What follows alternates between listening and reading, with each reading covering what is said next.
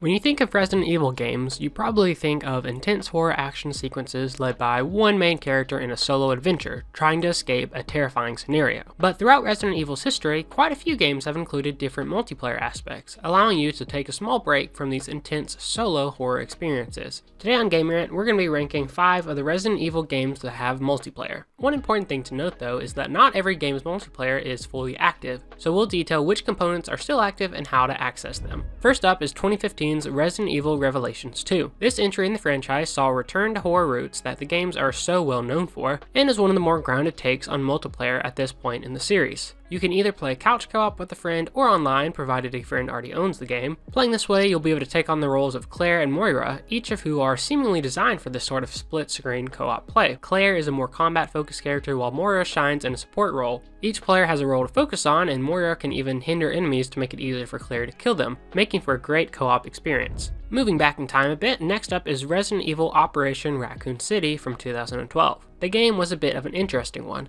being as it was basically an alternate history of the Raccoon City incident. This game follows 2 separate teams entering the zombie-filled city with different agendas. The multiplayer is just as unique as well, as it has and still supports a 4-player co-op mode that had the USS and Echo 6 fight against each other in a zombie-filled mode that offered a more exciting experience than the game's lackluster single-player. While Operation Raccoon City might not be the best title in the franchise, its replayable and straightforward slate of co-op opportunities allow the game to hold up to this day. The game's multiplayer originally ran on Games for Windows Live, but since that was shut down, the only way to play Operation Raccoon City's online multiplayer is to own a copy of the game or play with friends who also have copies. Next up, we're going to be taking a look at Resident Evil 6 from 2012, regarded as the last game in the series that kind of ventures beyond its horror roots into more of an action genre. The story here is a bit more of like an Avengers team-up, with most of the franchise protagonists being in the game to stop a virus from going global. The game features 3 different campaigns with 3 different sets of protagonists, with a more action-heavy focus than most other Resident Evil games, and because of that, it really lends itself to a co-op experience. While Resident Evil 6 resembles Resident Evil 5 in terms of partnered gameplay, all the different storylines kind of lend itself to bigger variety, especially if you're playing cooperatively, because that allows you and a friend to take the role of any of the game's characters throughout the scenarios and play any chapter that you would like. While Resident Evil 6 is an older title,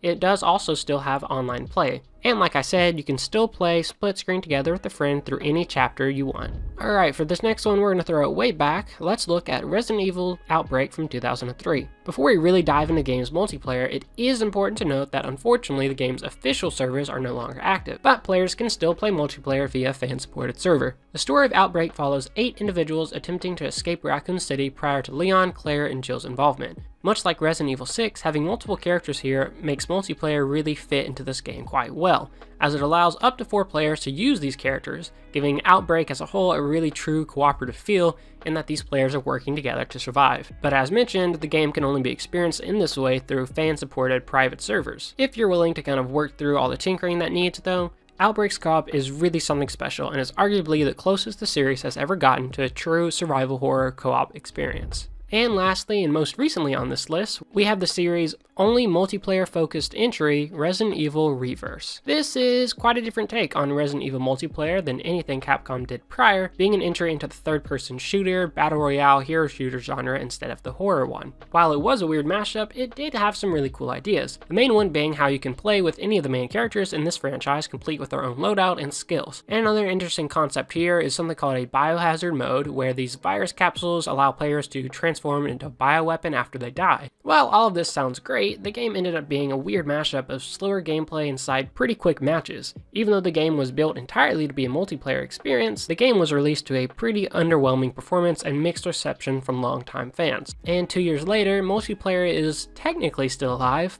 but if you're looking to try out this entry, you're most likely out of luck, as recent Steam charts are showing a whopping 7 players in the last 24 to 48 hours online. While many other Resident Evil games have included multiplayer, these were 5 particular entries that provided new experiences for players upon release, and today for those interested. If you're a Resident Evil fan, let us know what your favorite multiplayer or co-op experience in the series is, and be sure to subscribe for even more gaming content, and have yourself a fantastic day.